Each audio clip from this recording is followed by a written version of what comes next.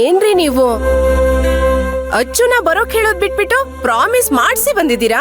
ಇಲ್ಲ ಸುಮತಿ, ನಾನ್ ಸತ್ಯ ಮಾಡಿಸಿದ್ದೀನಲ್ಲ, ಆ ಸತ್ಯದಲ್ಲಿ ಒಂದು ಒಳ ಮರ್ಮ ಇದೆ. ಅಲ್ಲ ರೀ, ಅದ್ರಲ್ಲೇಲ್ ಒಳ ಮರ್ಮ ಇದೆ? ನೀವೇನಂತ ಸತ್ಯ ಮಾಡ್ಸಿದೀರಾ? ನೀನ್ ಸ್ಕೂಲ್ಗೆ ಹೋಗ್ಬಾ, ನಾ ವೀರಣ್ಣನ್ ಮನೆಗ್ ಹೋಗಲ್ಲ ಅಂತ ವೀರಣ್ಣನ್ ಮೇಲೆ ಆಣೆ ಮಾಡಿಸ್ಕೊಂಡ್ ಬಂದಿದ್ದೀರಾ ಅಲ್ವಾ? ಇನ್ನೊಂದ್ಸರಿ ಹೇಳು. ಅಲ್ಲ ರೀ, ನಾನ್ ವೀರಣ್ಣನ್ ಮನೆಗ್ ಹೋಗಲ್ಲ ಅಂತ ವೀರಣ್ಣನ್ ಮೇಲೆ ಆಣೆ ಮಾಡಿಸ್ಕೊಂಡ್ ಸತ್ಯ ಮಾಡಿಸ್ಕೊಂಡ್ ಬಂದಿದ್ದೀರಾ ಅಲ್ವಾ? ಅದೇ ಅದೇ ಅದ್ರೊಳಗೆ ಇರೋ ಮರ್ಮ. ನಿನಗಿನ್ನೂ ಅರ್ಥ ಆಗಿಲ್ಲಲ್ಲ? ನನಗೆ ಏನೂ ಅರ್ಥ ಆಗ್ಲಿಲ್ಲ. ನಿನ್ ಕೈ ಕೊಡಿಲ್ಲ ಹೇಳ್ತೀನಿ. ಈಗ ನೀನು ರಾಘವ್, ನಾನು ಶಾಂತಿ. ಏನ್ ಸತ್ಯ ಮಾಡಿಸಿದ್ದೀನಿ ಗೊತ್ತಾ? ಹಿಂಗ್ ಕೈ ಇಟ್ಬಿಟ್ಟು, ಅಪ್ಪ ರಾಘವ್, ನೀನ್ ಸ್ಕೂಲ್ಗೆ ಹೋಗಿ ಬರೋವರೆಗೂ ನಾನು ಯಾವುದೇ ಕಾರಣಕ್ಕೂ ನಮ್ಮ ಅಣ್ಣನ ಮನೆಗೆ ಹೋಗಲ್ಲ ಅಂತ ಸತ್ಯ ಮಾಡಿಸಿದ್ದೇನೆ. ಈಗ ಅರ್ಥ ಆಯ್ತಾ ಏನು ಅಂತ? ರೀ, ನನಗೀಗ್ಲೂ ಅರ್ಥ ಆಗ್ಲಿಲ್ಲ. ಸ್ವಲ್ಪ ಬಿಡ್ಸ್ ಹೇಳಿ, ನಾನ್ ದಡ್ಡಿ ಆಯ್ತಾ? ನಾನು ಏನ್ ಹೇಳಿಸ್ಬಂದೇನು ಗೊತ್ತಾ ಸುಮತಿ? ರಾಘವ್, ನೀನ್ ಸ್ಕೂಲ್ಗೆ ಹೋಗಿ ಮನೆಗೆ ಬರೋವರೆಗೂ ನಾನು ಇಲ್ಲೇ ಇರ್ತೀನಿ ಅಂತ ನನ್ನ ತಂಗಿ ಬಾಯಲ್ಲಿ ಹೇಳಿಸ್ಬಂದಿದ್ದೀನಿ. ಅಂದ್ಮೇಲೆ ಮಗು ಸ್ಕೂಲಿಂದ ಮನೆಗೆ ಬಂದ್ಮೇಲೆ ತಂಗಿ ಅವನ್ನ ಮಾತಾಡಿಸಿ ಊಟ ಗೀಟ ತಿನ್ಸಿ ಮನೆಗೆ ಬಂದ್ಬಿಡ್ತಾಳಷ್ಟೇ. ಓಹೋ, ಇದು ನಿಮ್ ಒಳ ಮರ್ಮ. ಮತ್ತೆ ನನ್ನ ತಂಗಿನ ಅವ್ರ ಮನೇಲಿ ಇರಕ್ ಬಿಟ್ಟು ನಾನು ಇಲ್ಲಿ ಇರ್ತೀನ? ಅವಳು ಬಿಟ್ಬಿಟ್ಟು ನನ್ನ ಕೈಲಿ ಇರಕ್ ಸಾಧ್ಯನಾ? ನರಕ ಯಾತನ ಅನುಭವಿಸ್ತೀನಿ ತಾನೆ? ನೀನೇನ್ ಸುಮಾ ನೀನು? ಅಯ್ಯೋ, ನಾನು ಎಷ್ಟು ಹೆದರ್ಬಿಟ್ಟಿದೆ ಗೊತ್ತೇನ್ರಿ? ಎಲ್ಲಿ ಆ ಮನೆಯವ್ರ ಪ್ರೀತಿ ಕಟ್ಬಿದ್ದು ಅಚ್ಚು ಅಲ್ಲೇ ಇದ್ಬಿಡ್ತಾಳೇನೋ ಅಂತ ಅನ್ಕೊಂಡಿದ್ದೆ. ನೀನು ಹೆದರ್ತೀಯ ಬಿಡು. ನೀನು ಹೆದರ್ತೀಯ, ಇನ್ನೊಬ್ರನ್ನ ಹೆದರ್ಸ್ತೀಯ. ಹೊಟ್ಟೆ ಹಶ್ವಾಗ್ತದೆ, ಏನಾರು ಬಡಿಸ್ತೀಯಾ? ಸರಿ, ಬನ್ನಿ.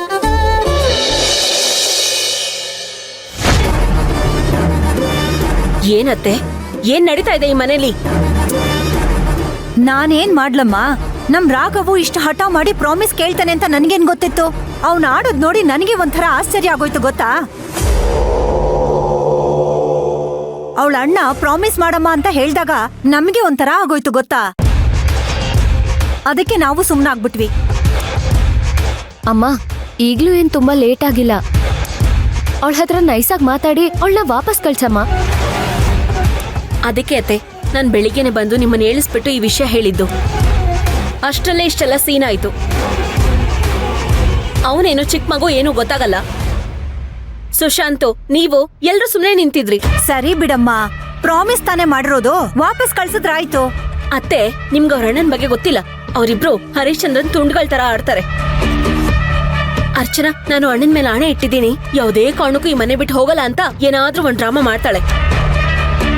ಈಗಿನ ಕಾಲದಲ್ಲೂ ಈ ತರ ಪ್ರಾಮಿಸ್ ಎಲ್ಲ ಅವ್ರಿಬ್ರು ನಂಬ್ತಾರ? ಅದಕ್ಕೆ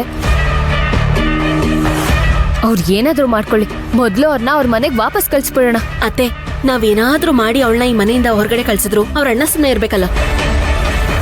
ಪ್ರಾಮಿಸ್ ಇನ್ನು ಮುಗ್ದಿಲ್ಲ, ಅಲ್ಲಿವರೆಗೂ ಇವಳು ಇದೇ ಮನೇಲಿ ಇರ್ಲಿ ಅಂತ ಏನಾದ್ರೂ ಒಂದ್ ನೆಪ ಹಿಡ್ಕೊಂಡು ಇದೇ ಮನೆ ಕರ್ಕೊಂಬಂದ್ ಬಿಡ್ತಾರೆ. ನೋಡಿ ಅತ್ತೆ, ಅರ್ಚನಾ ರಾತ್ರಿವರೆಗೂ ಇಲ್ಲೇ ಇದ್ರೆ ನಾನ್ ಸುಮ್ನೆ ಇರಲ್ಲ. ಬೇಕಿದ್ರೆ ನಾನ್ ಸಾಯಕ್ಕೂ ರೆಡಿ.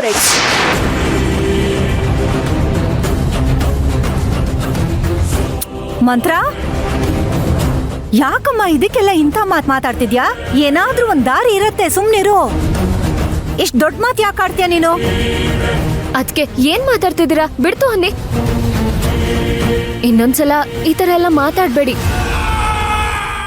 ಯಾರ್ಯಾರ್ದೋ ವಿಷಯಕ್ಕೆ ನೀವ್ ಸಾಯ್ತೀನಿ ಅಂತಿದ್ದೀರಲ್ಲ, ನಿಮ್ ಬಾಯಲ್ಲಿ ಇಂಥ ಮಾತ್ ಬರ್ಬಾರ್ದು. ಅದಕ್ಕೆ ಬಿಡ್ತು ಅನ್ನೋ, ಬಿಡ್ತು ಅನ್ನೋ ಅಂದೆ. ಬಿಡ್ತು.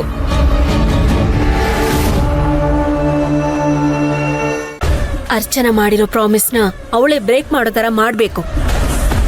ಆ ರೀತಿ ಮಾಡಿ ಅವಳ ಮನೆಯಿಂದ ಹೊರಗಡೆ ಹಾಕಿ ಅತ್ತೆ. ಅದೇಮ್ಮ, ಈಗ ಅವಳು ಮಾಡಿರೋ ಪ್ರಾಮಿಸ್ನ ಹೇಗ್ ವಾಪಸ್ ತಗೋತಾಳೆ? ಹೌದಮ್ಮ, ಅವರು ಸ್ಟ್ರಾಂಗ್ ಆಗಿ ಪ್ರಾಮಿಸ್ ಮಾಡಿದ್ದಾರೆ. ಅದಕ್ಕೆ ಅಮ್ಮ, ನೀನು ಈ ಮನೆ ಯಜಮಾನಿ ಅಲ್ವಾ, ಅದಕ್ಕೆ ನೀನೇ ಏನಾದ್ರೂ ಒಂದು ಸೊಲ್ಯೂಷನ್ ಹುಡ್ಕಮ್ಮ. ಯಾಕಂದ್ರೆ ನಿನ್ ವಿರುದ್ಧ ಇಲ್ಲಿ ಯಾರು ಏನು ಮಾತಾಡಲ್ಲ ಅಮ್ಮ. ಮಂತ್ರ ಅದಕ್ಕೆ ಹೇಳಿದ ತರ ಏನಾದ್ರೂ ಮಾಡಿ ಆ ಅರ್ಚನನ್ನ ಮನೆಯಿಂದ ಹೊರಗೆ ಹಾಕ್ಲೇಬೇಕಮ್ಮ. ಇಲ್ದಿದ್ರೆ ಅದಕ್ಕೆ ದೊಡ್ಡ ಸಮಸ್ಯೆ ಆಗ್ಬಿಡುತ್ತಮ್ಮ. ನಾನೊಬ್ಳು ಸಾಲ್ದು ಅಂತ ಅದಕ್ಕೇನು ಆಮೇಲೆ. ಸುಕ್ಕು, ನೀನ್ ಸ್ವಲ್ಪ ಸುಮ್ನಿರ್ತೀಯಾ? ನಿನ್ ಕತೆನೆಲ್ಲ ಮಧ್ಯೆ ಕೇಳ್ಕೊಂಡ್ ಬರ್ಬೇಡ. ನನಗೇನೋ ಆ ಟೈಮಲ್ಲಿ ಏನು ಅನ್ನಿಸ್ಲಿಲ್ಲ. ಹೋಗ್ಲಿ, ಸುಶಾಂತ್ ಆದ್ರೂ ಮಾತಾಡ್ಬೋದಾಗಿತ್ತು ತಾನೇ. ಅವನವ್ರಪ್ಪ ತಾನೇ, ಸುಮ್ನೆ ಇದ್ದ, ಅವನು ಬುದ್ಧಿ ಇರ್ಲಿಲ್ವಾ? ಅಮ್ಮ, ಅಣ್ಣ ತಡಿಯಕ್ಕೆ ಅಂತ ತಾನೇ ಪ್ರಯತ್ನ ಮಾಡಿದ್ದು. ರಾಘು ಮೇಲ್ ಕೂಡ ರೇಗ್ದ. ಅಷ್ಟ್ರಲ್ಲಿ ವೀರಣ್ಣ ಅವರು ಬಂದು ಪ್ರಾಮಿಸ್ ಎಲ್ಲ ಮಾಡಮ್ಮ ಅಂತ ಹೇಳಿದ್ರು. ನಮ್ ಜೊತೆಗೆ ಸುಶಾಂತ್ ಅಣ್ಣ ಕೂಡ ಶಾಕ್ ಆಗಿ ನಿಂತ್ಬಿಟ್ಟಮ್ಮ. ಪಾಪ ಅವನೇನಮ್ಮ ಮಾಡಕ್ಕಾಗುತ್ತೆ. ಅಲ್ಲ, ಈಗಿನ ಕಾಲದಲ್ಲಿ ಈ ತರ ಅಣ್ಣನೂ ಇರ್ತಾನ? ಅಯ್ಯೋ, ಇದೇನು ತ್ರೇತಾಯುಗನೋ ಅಥವಾ ಕಲಿಯುಗನೋ ಒಂದು ಗೊತ್ತಾಗ್ತಾ ಇಲ್ಲ. ಅಣ್ಣ ತಂಗಿ ಇಬ್ರು ಸತ್ಯನ ತಲೆ ಮೇಲೆ ಹೊತ್ಕೊಂಡು ಮೆರೆಸ್ತಾ ಇದ್ದಾರೆ. ಅವ್ರೇನಮ್ಮ ಮಾಡ್ತಾರೆ? ಮಧ್ಯದಲ್ಲಿ ರಾಘವ್ ಇದ್ದಾನೆ. ರಾಘವ್ ಹಠ ಮಾಡಿದ್ದು ಅವ್ರಿಗೂ ಒಂಥರ ಧರ್ಮ ಸಂಕಟದ ತರ ಆಗಿರುತ್ತಲ್ವಾ? ಯಾವ ಸೆಂಟಿಮೆಂಟ್ ಬೇಕಾದ್ರೂ ಇರ್ಲಿ, ನಾನಿನ್ ಮುಂದೆ ಯಾವುದೇ ಕಾರಣಕ್ಕೂ ಅವಳ ಮನೆ ಕರ್ಕೊಂಬರಲ್ಲ. ಅತ್ತೆ, ನೀವೇನ್ ಮಾಡ್ತಿರೋ ಬಿಡ್ತಿರೋ ನನಗೆ ಗೊತ್ತಿಲ್ಲ. ಅರ್ಚನನ್ನ ಕಳ್ಸಿಲ್ಲ ಅಂದ್ರೆ ನಾನು ಈ ಮನೇಲಿರಲ್ಲ. ಅಷ್ಟೆಲ್ಲ ಯೋಚನೆ ಮಾಡ್ಬೇಡ ಮಂತ್ರ, ನಾನು ಇದೀನ್ ತಾನೇ. ನಾನು ಮಾತಾಡಿ ಏನಾದ್ರೂ ಮಾಡಿ ಕಳಿಸ್ತೀನಿ, ಸರಿನಾ? ಅಮ್ಮ ಏನಮ್ಮ ಹೇಳ್ತಾ ಇದ್ಯಾ? ರಾಘವು ಸ್ಕೂಲ್ ಮುಗಿಸ್ಕೊಂಡು ಬರ್ತಿದ್ದಂಗೆ ನೀವು ನಿಮ್ಮನೆಗೆ ಹೊಟ್ಟೋಗ್ತೀರಾ? ಹೇಗಮ್ಮ ಅದು? ನಿಮ್ಮ ಅಣ್ಣನ ಮೇಲೆ ಸತ್ಯ ಮಾಡಿ ನಿಮ್ಮನೆಗೆ ವಾಪಸ್ ಹೋಗಲ್ಲ ಅಂತ ರಾಘವ್ಗೆ ಪ್ರಾಮಿಸ್ ಮಾಡ್ದಿಯಲ್ಲಮ್ಮ. ನಮ್ಮ ಅಣ್ಣ ನನ್ನ ಹತ್ರ ಸತ್ಯ ಮಾಡ್ಸಿರೋದು ಹೇಗೆ ಅಂದ್ರೆ, ರಾಘವ್, ನೀನಿವತ್ ಸ್ಕೂಲ್ಗೆ ಹೋಗಿ ಬರೋವರೆಗೂ ಈ ಅಣ್ಣನ ಮೇಲೆ ಸತ್ಯವಾಗ್ಲೂ ನಾನ್ ಮನೆಗೆ ಹೋಗಲ್ಲ ಅಂತ ಸತ್ಯ ಮಾಡಕ್ ಹೇಳ್ದ. ನಾನ್ ಮಾಡ್ದೆ ಅಷ್ಟೇ. ಅದ್ರ ಅರ್ಥ ನನಗ್ ಚೆನ್ನಾಗ್ ಗೊತ್ತಿತ್ತು. ಇಲ್ಲಾಂದ್ರೆ ನಾನ್ ಸತ್ಯ ಮಾಡ್ಬಿಡ್ತಿದ್ನ. ಹಾಗಾಗಿ ರಾಘವ್ ಮನೆಗ್ ಬರೋ ತನಕ ನಾನು ಇಲ್ಲಿರ್ತೀನಷ್ಟೇ. ಅವನ್ ಮನೆಗ್ ಬಂದ್ಮೇಲೆ ಯಾವ ನಿಮಿಷದಲ್ಲಾದ್ರೂ ನನ್ ಮನೆಗ್ ಹೋಗ್ಬಿಡ್ತೀನಿ. ನಾನ್ ಹಾಗ್ ಮಾಡೋದ್ರಿಂದ ಮಾತ್ ತಪ್ದಂಗ್ ಆಗಲ್ವಲ್ಲ. ನಮ್ಮ ಅಣ್ಣನ್ ಮಾತು ಉಳಿಸ್ದಾಗ ಆಗತ್ತೆ, ಮಗು ಮನ್ಸ್ಗೂ ಖುಷಿ ಸಿಗುತ್ತೆ. ಇದೆ ಆ ಸತ್ಯದಲ್ಲಿರೋ ಸಾರಾಂಶ. ಹಂಗಾದ್ರೆ ಮಗುಗ್ ಸತ್ಯ ಮಾಡ್ಬೇಕಾದ್ರೆ ನಿಂಗ್ ವಿಷಯ ಗೊತ್ತಿತ್ತೇನಮ್ಮ? ಹೌದು, ಆ ಧೈರ್ಯದಲ್ಲೇ ನಾನ್ ಸತ್ಯ ಮಾಡಿದ್ದು.